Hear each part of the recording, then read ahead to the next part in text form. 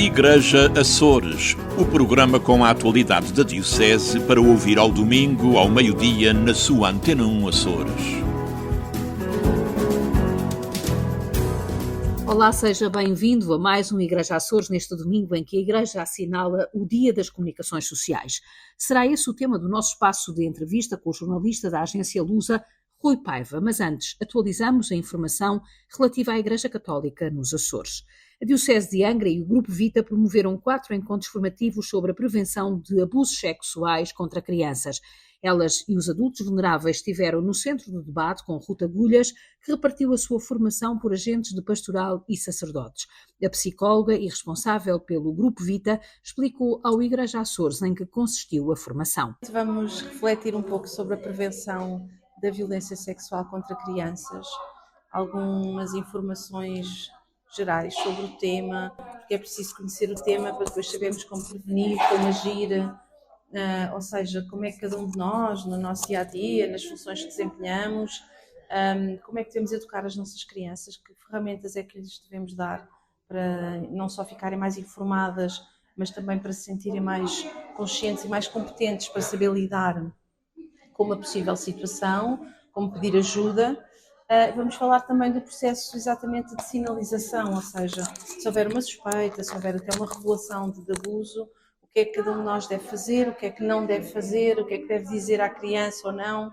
Portanto, nesta perspectiva de estarmos aqui todos um pouco mais capacitados para se nos depararmos com uma situação destas. Para Ruth Agulhas é preciso quebrar mitos e tratar este assunto como qualquer outro no âmbito da formação e prevenção dos mais novos. Essa é logo uma questão de base, não é? Quando falamos de violência sexual, alinharmos aqui um bocadinho as nossas narrativas, temos aqui um discurso comum, sabermos do que é que estamos a falar, desconstruir alguns mitos que ainda existem. Portanto, por exemplo, há muitos mitos, um deles muito frequente é, por exemplo, de que os abusadores são sempre homens ou são sempre pessoas estranhas, ou que há sempre violência física. Há aqui um conjunto de mitos que é preciso nós desconstruirmos e conhecermos. É preciso também tirar este tema da gaveta dos tabus, é preciso que se torne um tema que possa ser abordado de forma tranquila, sem alarmismos, sensacionalismos também, sem assustar, não é? E que possamos ir ao longo do desenvolvimento das nossas crianças, desde que elas são pequeninas, 3, 4 anos de idade, aproveitando um banho, aproveitando uma ida à praia, aproveitando um passeio. No dia-a-dia vamos fazendo prevenção. Portanto, a prevenção não é falar de sexo, não é falar de ideologia de género. Quando falamos em prevenção, falamos de segurança, de limites, de proteção. Os Açores são um bom exemplo, não só nos Açores, mas especialmente nos Açores. Falamos muito de sismos e as crianças são ensinadas desde cedo a saber reconhecer os sinais, a saber o que fazer e o que não fazer. Da mesma maneira que lhes damos este tipo de informação, também as ensinamos a atravessar uma estrada, a saber ler um semáforo, fazemos prevenção rodoviária. Também os ensinamos a ir em segurança à praia, sem se perderem, sem serem engolidos por uma onda. E é nesta mesma perspectiva que devemos fazer esta prevenção de comportamentos de autoproteção. E, no fundo, estamos a falar de segurança pessoal, trabalhando temas como o corpo, como as emoções, como os diferentes tipos de toque, saber dizer sim, saber dizer não, distinguir os diferentes tipos de segredos, mas sobretudo aprender a pedir ajuda, identificar adultos de confiança que os possam ajudar, não desistindo se esses mesmos adultos não acreditarem, acharem que a criança está a mentir, a inventar, enfim, são por vezes reações frequentes. E, portanto, a prevenção envolvendo as crianças de forma ativa é de facto importante. Isso não é retirar o ónus dos adultos, ou seja, claro que a responsabilidade em termos ambientes seguros e ambientes protetores é nossa, dos adultos. Falamos aqui em concreto também da Igreja, não é? De maneira que a Igreja pode ser mais acolhedora, mais protetora, mais segura, não só pelos próprios espaços, mas sobretudo pelos códigos de conduta, pelas regras de relacionamento, mas também as crianças e as famílias devem ser envolvidas de forma muito ativa. Estas 4 formações sobre medidas preventivas tiveram lugar nas Ilhas Terceira e de São Miguel e contaram igualmente com a participação do clero açoriano. A Paróquia de São José, em Ponta Delgada, inaugurou esta quarta-feira uma exposição com 48 peças que guarda os nomes, os rostos e a história da comunidade. Chama-se Memórias de um Templo e é uma iniciativa no âmbito das comemorações dos 500 anos do Convento de São Francisco. O pároco Duarte Melo é o co-curador desta exposição de longa duração e diz que cada peça conta uma história que o tempo não apagou. As 48 peças que integram a exposição são diferentes nas suas toponímias estéticas e patrimoniais. Mapeiam um percurso ancorado em balizas históricas. Não é uma exposição de história. Todas as peças, na sua singularidade, guardam um segredo que o tempo não apagou. Cada uma conta uma história carregada de memória amadurecida e também de sobrevivência. A exposição estende-se num fragmento do claustro. São peças errantes com nome, registro e até assente de inventário. Nenhuma delas se deixou cristalizar ou aprisionar no tempo. Elas chegaram até nós para estabelecerem connosco um pacto de defesa e de salvaguarda do património. Na arte sacra não existem fronteiras, nem blasfémia, porque o destino da arte é erguer-se à vista de todos, como símbolos para a verdade constrangente. Memórias de um tempo, é uma boa notícia para a cultura dos Açores, e em especial para a cidade de Ponta Delgada. A narrativa expositiva é constituída por várias obras, desde pintura, escultura, orvesaria, paramentaria, mobiliário, todas peças relevantes, e são relevantes a partir de um olhar que se deixa surpreender.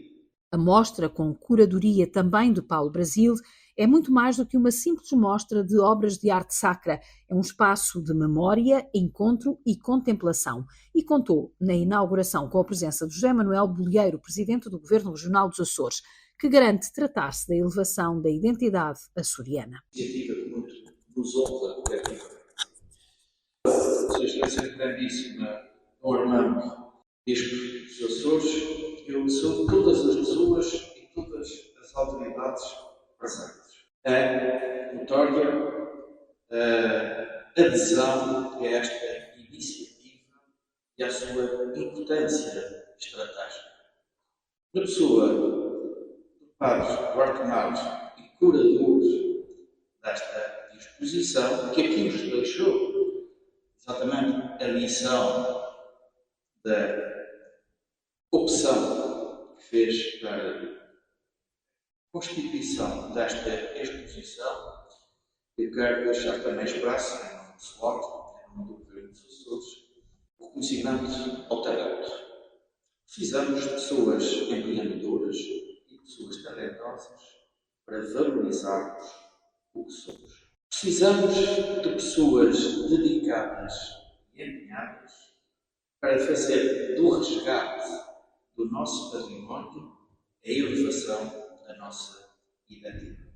A exposição conta também com uma obra de arte contemporânea especialmente criada para assinalar o 5º centenário do convento, uma imponente pintura do pintor Urbano, que ofereceu a obra à mostra, que agora será uma nova coleção visitável nesta igreja, que em julho deste ano assinala os 500 anos do convento de São Francisco. A Escola Diocesana de Música Sacra animou a celebração das festas do Senhor Santo Cristo dos Milagres este ano.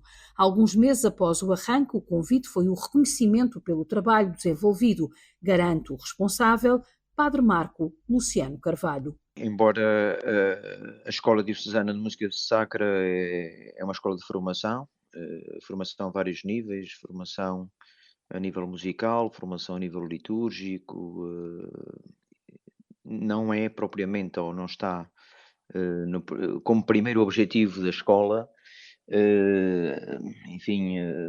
este tipo de manifestação.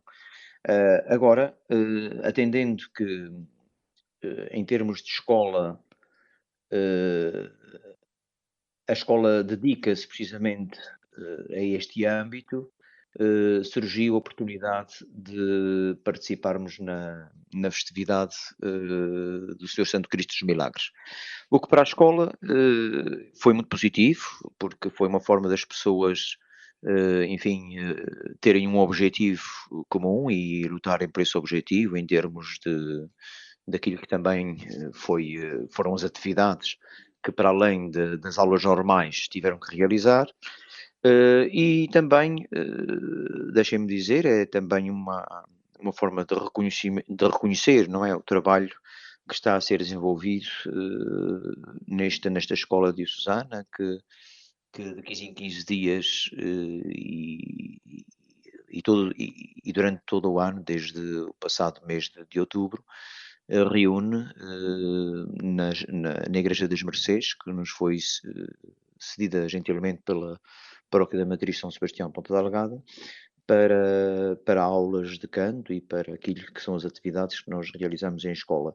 Por isso, para nós foi também um reconhecimento daquilo que é o trabalho que tem sido desenvolvido.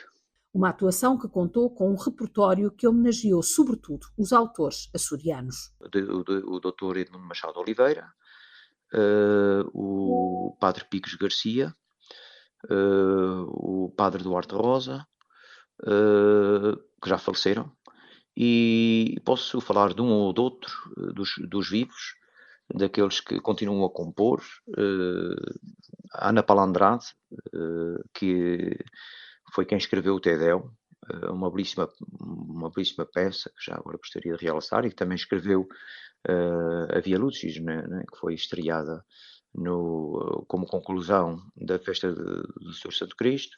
Posso também enumerar, por exemplo, o Lilardo Rodrigues, posso enumerar o Antero Ávila, o nosso Antero Ávila, que tem escrito imenso e que mesmo quando há 3 anos ou há 2 anos, quando eu próprio estive também nesta festa e responsável por a questão do canto, mas com o Coral de Santa Catarina, tive a oportunidade de estrear também alguns originais dele.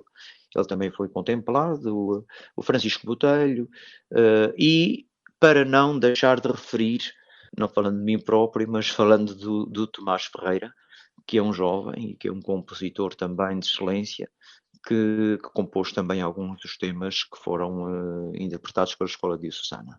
Uma escola de formação que junta habitualmente entre 80 a 90 alunos, de 15 em 15 dias, em diversas disciplinas, nomeadamente na liturgia e no canto, com formações mais individualizadas, destinadas a salmistas, diretores de coro e organistas. Decorre na tarde deste domingo mais uma festa da família, promovida pela Ouvidoria de Vila Franca do Campo. Este ano o encontro acontece na paróquia do Bom Jesus Menino, na Ribeira das Tainhas.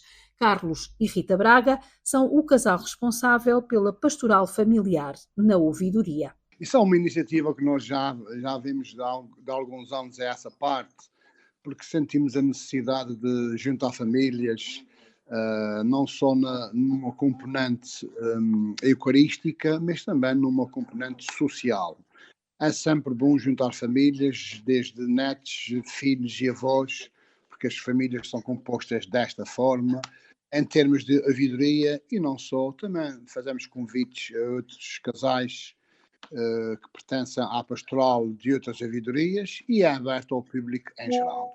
Essa iniciativa surgiu no nosso saudoso Padre Cassiano, quando nós tínhamos uma estrutura, e temos ainda essa estrutura criada em Vila Franca do Campo.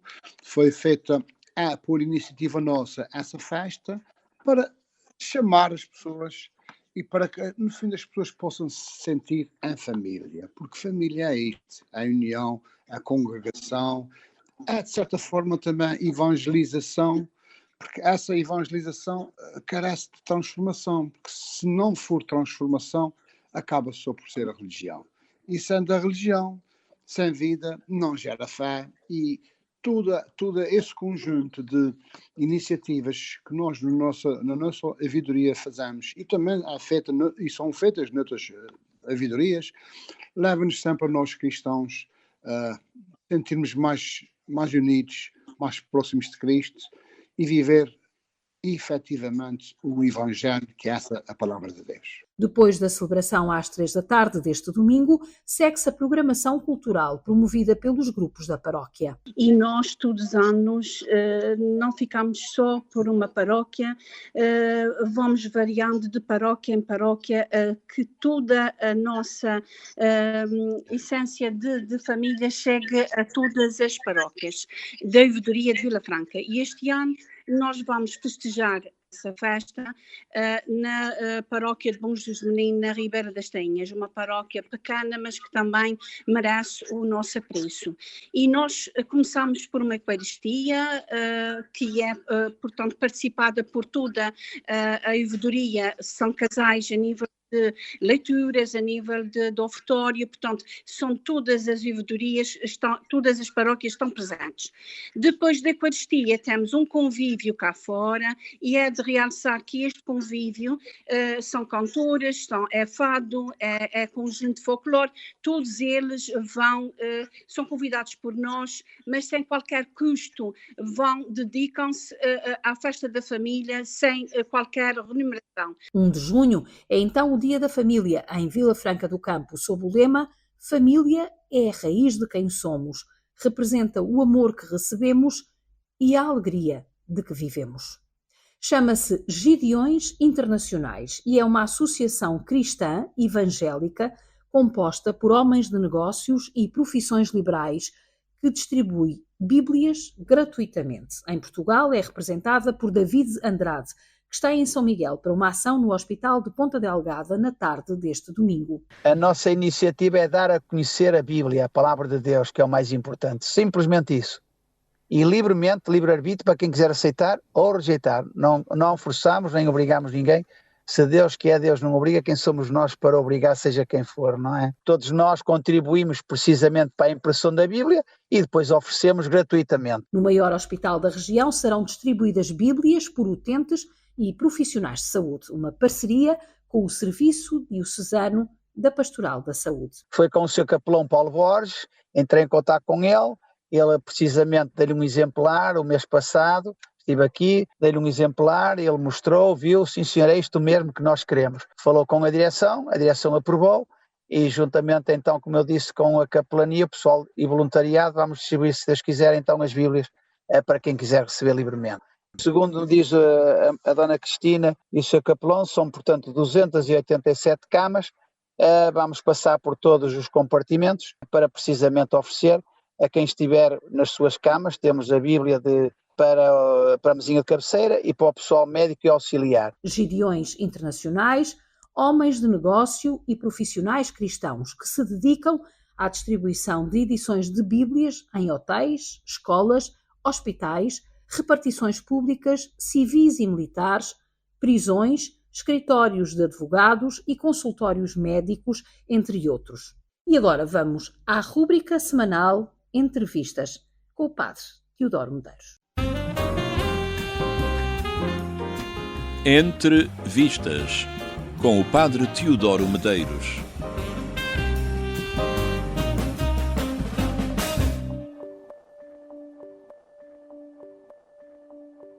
Secret Mall Apartment, o apartamento secreto do centro comercial, é um documentário que parece ficção. Nele, um grupo de artistas de Providence relata como viveram durante alguns anos, precisamente no apartamento do título. Como se compreende, tratou-se de um procedimento completamente ilegal. A pergunta natural é: como foi possível algo do género? A resposta tem que ver com irreverência, mas também com o acaso. Enquanto o centro comercial estava em construção, eles estudaram a sua estrutura e aperceberam-se de um compartimento do mesmo que não teria nenhum uso no produto final. Localizado perto do parque de estacionamento interior, era um local de fácil acesso, não vigiado e que passava despercebido. Uma vez feitas as adaptações necessárias, o grupo vivia ali com algum conforto e alegria. Mais do que apenas um caso insólito, o filme apresenta esta manifestação anticapitalismo, esta chamada de atenção para o problema da habitação e do valor da liberdade individual e comunitária em contraste com as regras impostas pela sociedade. Obviamente, o grupo acabou por ser descoberto, mas Secret Mall Apartment é um filme rico de humanidade e de surpresas, recordando que a realidade supera muitas vezes a ficção. Bom visionamento, boa semana e um santo domingo para todos.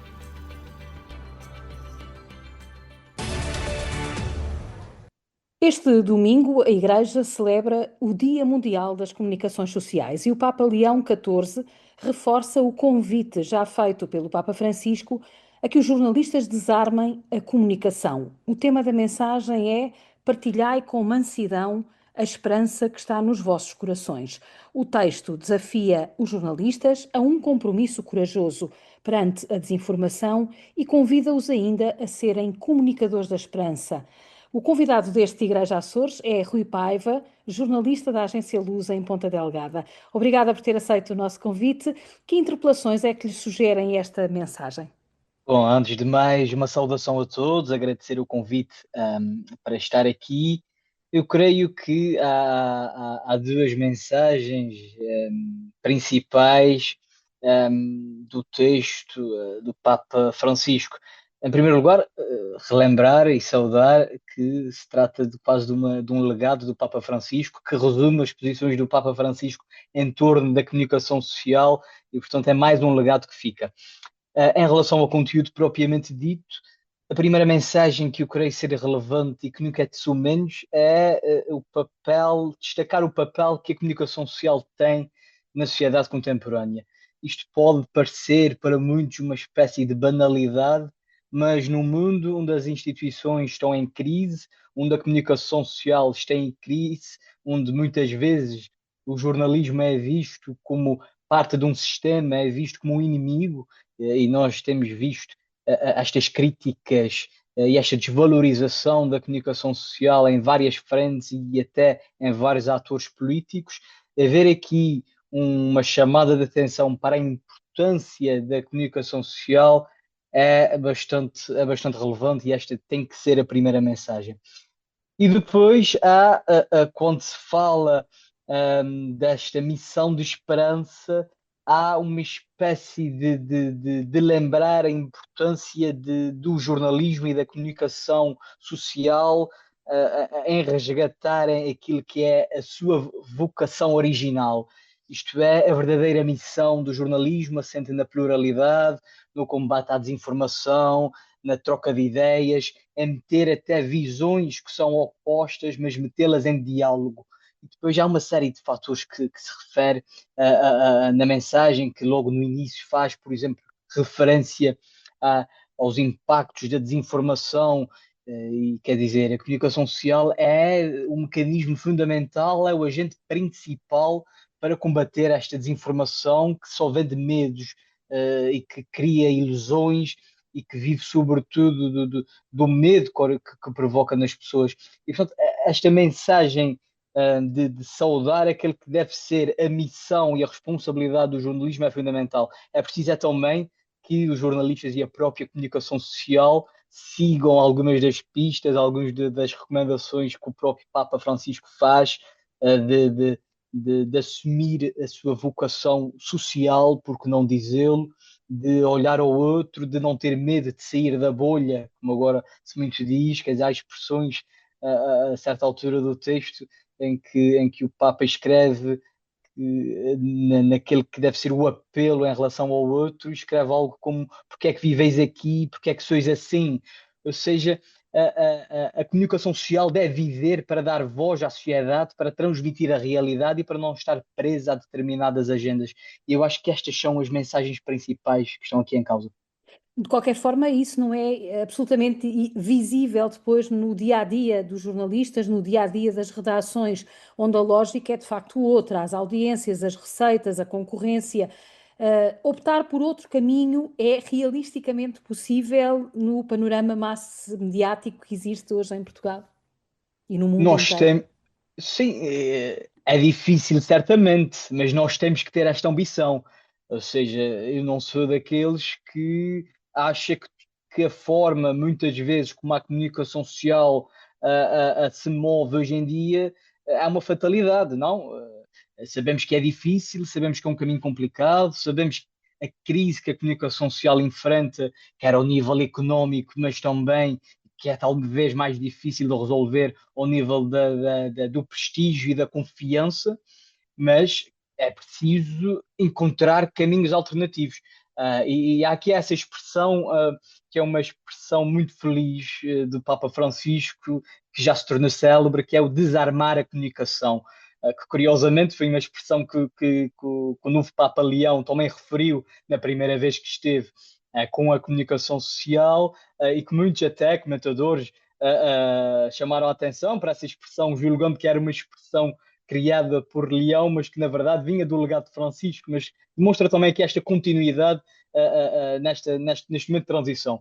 Mas nós vemos muitas vezes o cenário difícil da guerra das audiências, da guerra dos cliques, da necessidade de atrair público, mas o que é certo é que a comunicação social não se deve deixar envolver no ruído mediático que hoje marca as sociedades contemporâneas.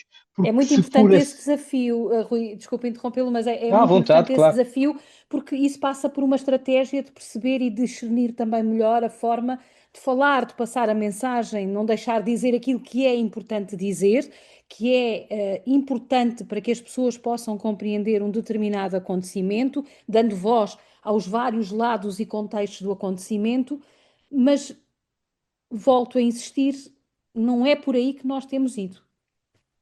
Sim, não é por aí. E obviamente que a crise que o setor atravessa deve motivar uma reflexão. E esta reflexão deve ser feita a partir do seguinte mote, que é: se nós estamos a fazer as coisas desta determinada maneira e continuamos numa crise que se agudiza ano após ano, será que não devemos tentar uma receita diferente?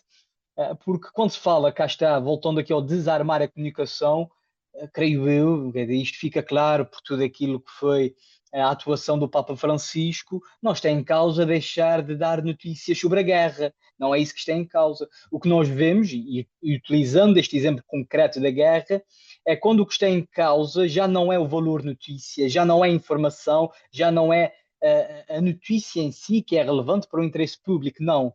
O que está em causa muitas vezes, e sobretudo o jornalismo televisivo, não é que uns sejam melhores do que os outros, mas a televisão, pelo poder da imagem, acaba muitas vezes por cair na tentação de replicar atrás da réplica, passa o pleonasmo, imagens de guerra quando já não há valor de notícia. E, portanto, é preciso voltar à origem do jornalismo, que assenta precisamente naquilo que é notícia e que não é notícia. Porque senão, e voltando à ideia da reflexão, porque senão nós só estamos a contribuir, nós jornalistas, só estamos a contribuir para o ruído mediático. Ora, sim, isso é muito visível, sobretudo nas televisões, basta olhar para o fenómeno político, onde isso ainda é mais evidente, não é? Quando nós próprios também, através da transferência para o espaço público de algum tipo de comentários, também confundimos um pouco informação com comentário e também ajudamos à polarização do discurso.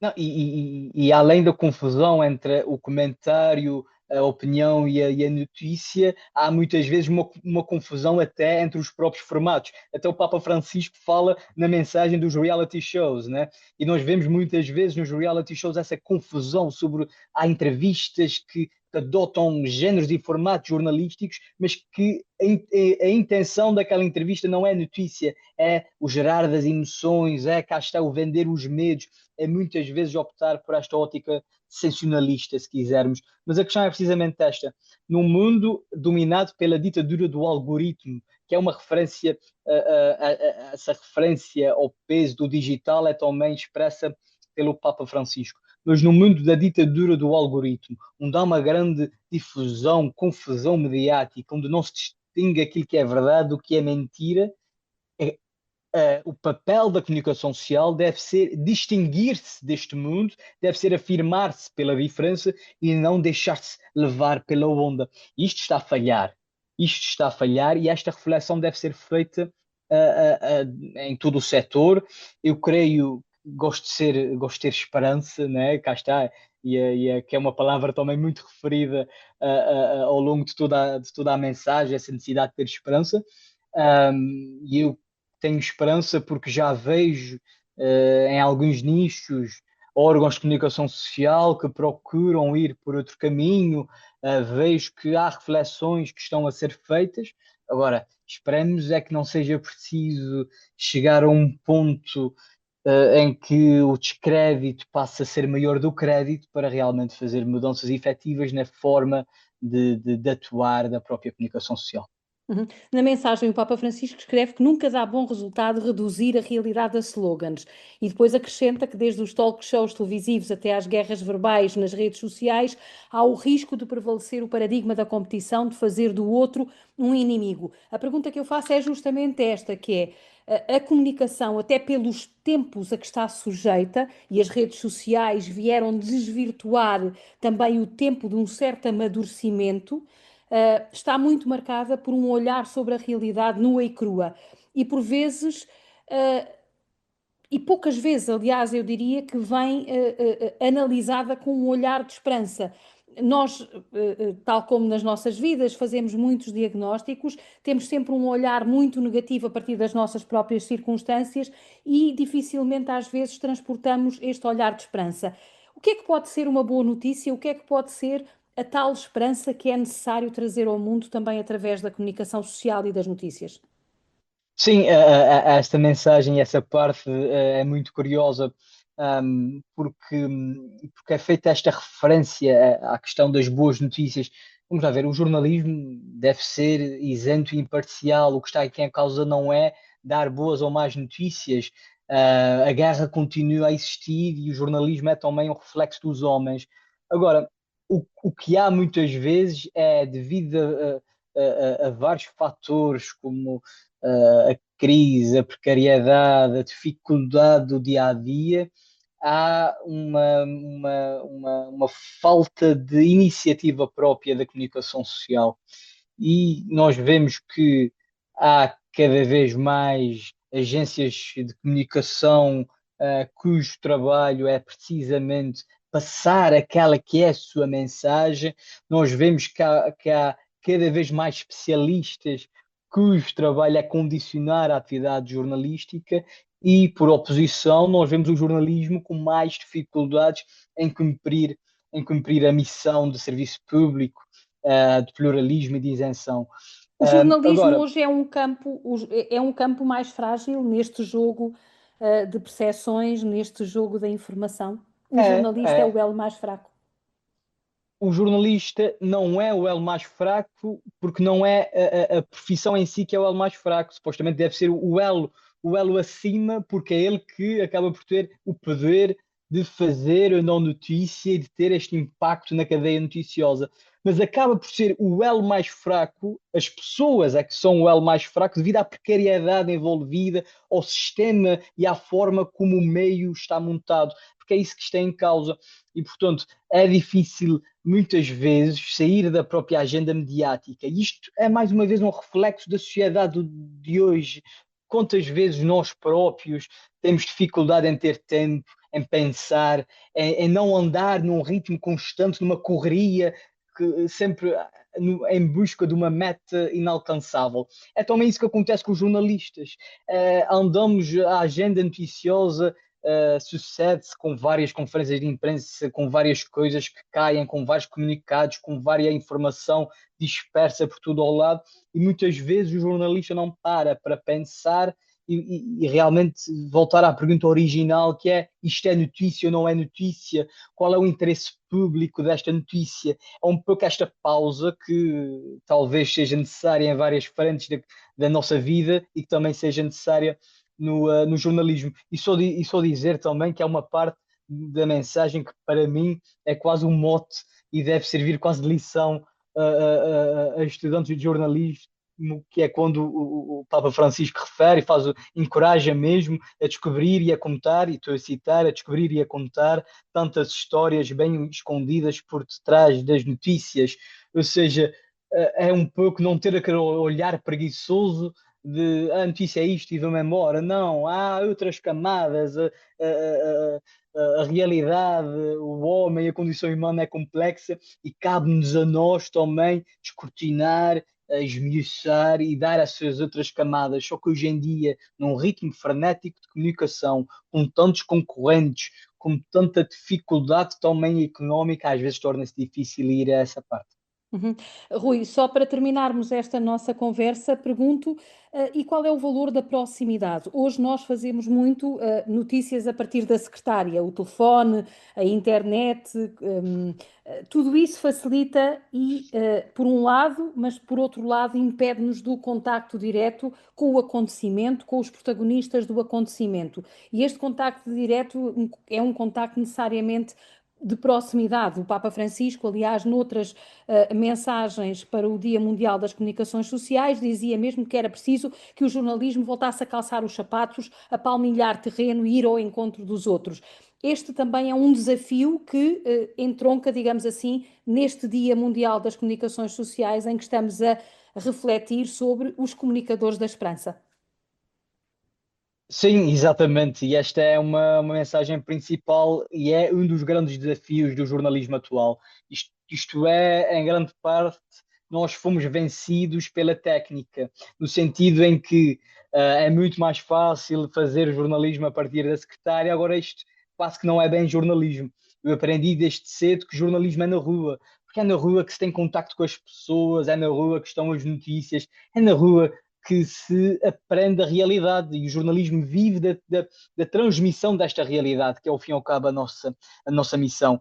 É abrir portas onde se erguem muros, como vem todos os dias na capa do Público, o jornal para o qual eu também trabalho, e portanto é um pouco esta missão que é preciso também fazer ver como primordial no jornalismo. Vamos lá ver uma coisa, a tecnologia trouxe-nos coisas fantásticas, certamente, e hoje é provavelmente muito mais fácil no sentido técnico apenas ser jornalista, porque à distância de uma chamada, num computador, a informação está disponível na internet, e portanto neste sentido é muito mais fácil. Agora, se nós temos a obrigação de dar nota daquilo que se passa na realidade, nós só aprendemos esta realidade vivendo nela, não é vivendo em bolhas. E aí entra aquela outra mensagem, que é nós não podemos ter um jornalismo de bolhas, porque aí, mais uma vez, nós estamos a cometer o erro de ir no ritmo das redes sociais, do algoritmo e de tudo isso. Portanto, o jornalismo tem que seguir da bolha, tem que meter vozes diferentes em diálogo, porque senão não está a cumprir a sua verdadeira missão.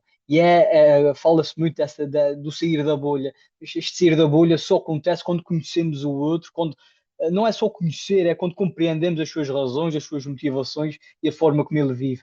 E, portanto, este é um dos desafios do jornalismo atual, que é também uma marca, não é só das mudanças de classe, é uma marca de uma sociedade que está também mais estratificada, com menos atenção ao outro, e o jornalismo vai enredado nisso tudo, mas tem que perceber que o jornalismo, enquanto voz plural, democrática, tem que olhar a todos e, portanto, tem que estar no terreno e tem que ouvir os outros.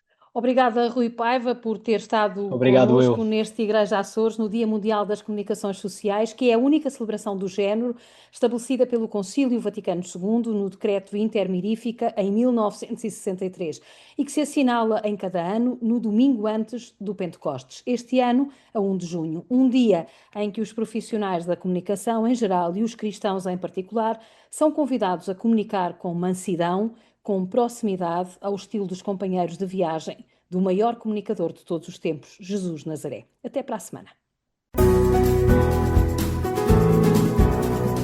Igreja Açores, o programa com a atualidade da Diocese para ouvir ao domingo, ao meio-dia, na sua Antena 1 Açores.